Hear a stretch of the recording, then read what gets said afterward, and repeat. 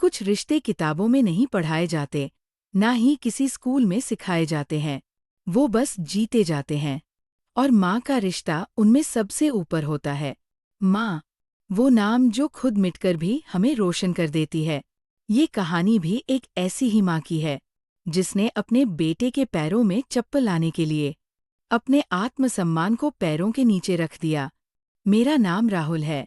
एक छोटे से गांव में रहता हूँ, जहाँ आज भी मिट्टी की खुशबू और गरीबी की सच्चाई साथ साथ सांस लेती है। मेरे पापा बहुत पहले इस दुनिया से चले गए थे। तब मैं सिर्फ 5 साल का था। तब से लेकर आज तक मैंने अपने घर में सिर्फ एक ही मजबूत शख्स को देखा है, मेरी माँ। माँ ने मेरे लिए खुद को भुला दिया था। दिन भर खेतों में मजदूरी करती और शाम को आकर घर का काम। एक पल के लिए भी नहीं थकती थी। उनका सपना था मुझे पढ़ा लिखा कर किसी काबिल इंसान बनाना। मगर गरीबी कब किसी का सपना पूरा करने देती है? मैं 8वीं कक्षा में पढ़ता था। स्कूल में स्पोर्ट्स डे आने वाला था। मैं बहुत एक्साइटेड था क्योंकि मुझे रेस में भाग लेना था।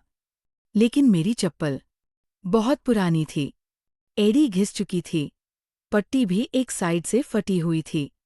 एक दिन स्कूल में सब बच्चों के सामने मेरी चप्पल टूट गई और पूरी क्लास हंसने लगी। अबे देखो, राहुल की चप्पल का एक्सीडेंट हो गया। सबने मजाक उड़ाया और मैं चुपचाप वहीं खड़ा रहा, जैसे मेरी आवाज़ भी शर्म से दब गई हो। उस दिन शाम को घर आकर मैंने माँ से कहा, माँ, मुझे नई चप्पल चाहिए, बहुत ज़रूरी है। सबके सामने बेइज्जती हो गई। माँ उस वक्त चूल्हे पर रोटी सेक रही थी।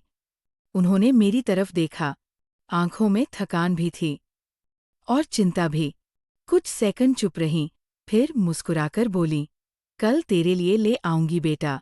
मैं उस वक्त बहुत खुश हुआ, लेकिन ये नहीं जानता था कि माँ के पास चप्पल खरीदने के लिए 1 रुपया भी नहीं है। उस रात माँ ने खाना नहीं खाया। मैंने पूछा तो बोली, भूख नहीं है। पर सच ये था कि घर में आटा बचा ही नहीं था।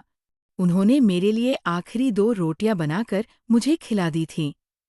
अगले दिन सुबह जब नींद खुली तो सिरहाने एक जोड़ी नई चप्पल रखी थी। मैं खुशी से उछल पड़ा, माँ के पास दौड़ कर गया और गले लगाकर बोला, माँ, तू सबसे बेस्ट है। और फिर मैं नई चप्पल पहनकर स्कूल चला गया। पूरे रास्ते मुझे ऐसा लग रहा था जैसे मैं आसमान पर चल रहा हूँ। स्कूल में रेस हुई। मैंने भाग लिया और दूसरी पोजीशन लाया। मेरे लिए वो किसी जीत से कम नहीं था। लेकिन वापसी में एक ऐसा मोड़ आया जिसने मेरी रूह को झकझोर कर रख दिया। मैं गली से गुजर रहा था और तभी एक ढाबे के पीछे मेरी नज़र पड़ी। मेरी माँ, हाथ में झूठे बर्तन, गंदी नाली के पास बैठी बर्तन धो रही थी। उनकी आंखों में नींद नहीं थी, सिर्फ चिंता थी।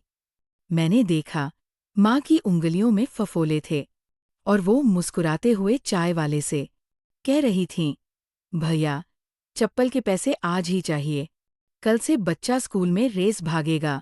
उस पल मेरी सांसें थम गई। मैंने कभी नहीं सोचा था कि माँ, मेरी माँ, जो कभी किसी के आगे हाथ नहीं फैलाती थी, आज मेरे लिए खुद की इज्जत तक गिरवी रख चुकी है। मैं दौड़कर माँ के पास गया, उनके हाथ पकड़ लिए और रोते हुए कहा, माँ, अगली बार मुझे चप्पल नहीं चाहिए। तेरे नंगे पैर मेरे लिए मंदिर हैं। मैं नहीं चाहता कि तू मेरे लिए खुद को बेचे। माँ मुझे सीने से लगाकर रोने लगी। उनकी आंखों में सैकड़ों सवाल थे, लेकिन एक भी शिकायत नहीं। उस दिन मैंने जाना कि माँ का त्याग क्या होता है।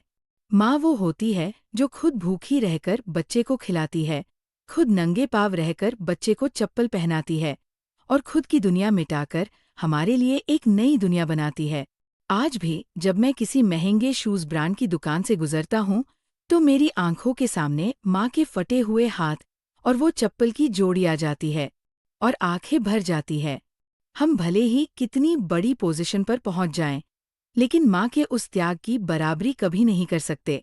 अगर आपकी माँ जिंदा है, तो एक बार जाकर गले लगाइए और कहिए, माँ, तू सबसे अनमोल है और तेरे बिना मैं अधूरा हूँ।